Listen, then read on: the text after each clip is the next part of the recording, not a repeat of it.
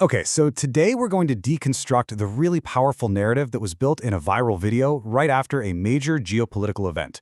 Now, we're not here to fact-check any of the claims. What we're going to do is explore how the story was told, how it framed the arguments and really channeled all that emotion. Let's dive in. Right off the bat, the video opens with this incredibly raw and just visceral moment. It's a super powerful emotional hook. It immediately frames the event not as some distant political act, but as this moment of deep personal liberation. And that really sets the tone for the entire narrative that we're about to unpack. So, what exactly triggered this intense reaction? Well, the whole story, the entire narrative, is built around one single, stunning announcement. This is the catalyst.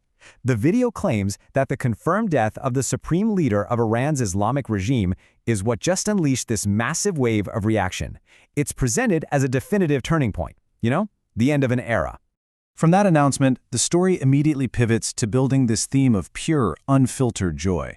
It focuses almost entirely on voices from the Iranian diaspora, showcasing their celebratory reactions to the news. What's so interesting here is how personal the framing gets. The video uses testimonies just like this one to translate a huge geopolitical event into a deeply human story. All of a sudden, it's not about politics anymore. It's about one person's first morning of good news, and this feeling of just absolute joy. And here, you can see the next layer of the narrative being built. The cause of all this joy. It's not left up for interpretation. The video directly credits the then President of the United States and the U.S. military, basically casting them as the heroes in this story. To give the story a really clear villain and a sense of scale, the video introduces this number, 47. A speaker claims that for 47 years, this leader had been terrorizing the people of Iran. So this number is used to quantify the duration of suffering that, according to this narrative, has just ended. Okay, so now that the emotional foundation is all set, the narrative shifts gears. It starts to build a rational justification for the action. It lays out a really clear case for why this intervention wasn't just acceptable, but absolutely necessary. So the video lists out these grave accusations against the regime. You can see how each point becomes a pillar in the argument for intervention. It paints a picture of a government that's not just a problem for its own people, but a threat to the entire world. And to add some real weight to that claim about massacring civilians, the video gives a specific, pretty shocking number.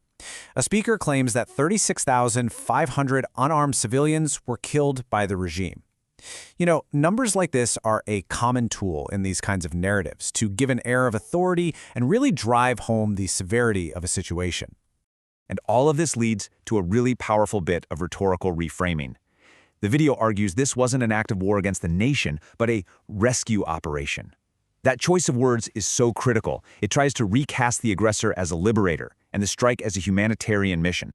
Now, the narrative shifts its focus inward. It turns to the reaction inside the United States. And here, it paints a picture of a country that is just starkly divided.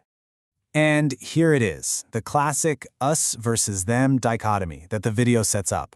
On one side, you have supporters who see the action as strong, as world-saving. And on the other, you have what are labeled liberals, CNN, and paid protesters, all framed as being naive, unpatriotic, or maybe even siding with the enemy. This is such a classic rhetorical technique to just seize control of a debate. When the media asks, why now, the video's response is to flip the question completely. The narrative suggests the action was so obviously necessary that the only real question is why it took so long in the first place. To counter that idea of a simple partisan divide, the video highlights this voice, a self-proclaimed Democrat who fully supports the strike.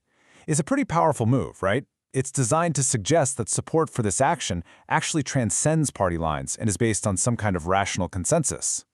So in its final act, the narrative expands its scope dramatically. It argues that the implications of this one strike aren't just regional, but they're global. It's setting the stage for a whole new era of international relations. This strategic vision, which the video attributes to that rational Democrat speaker, lays out this whole chain of positive consequences. First, the regime falls. This leads to a stable Middle East, which then allows America to finally shift its focus to competitors like China and Russia. In this view, the strike is the one key that unlocks a better future for America. And this brings us to the ultimate conclusion of the source's narrative. The event is lifted up from a targeted military strike to something so much grander, a mission for the freedom of all humanity and the advancement of democracy itself. So by weaving together raw emotion, moral justification, and this grand strategic vision, the video constructs an incredibly powerful story. It's a great reminder of how the framing of an event can be just as important as the event itself. And it leaves us with a question to think about. What really is the power of a narrative like that?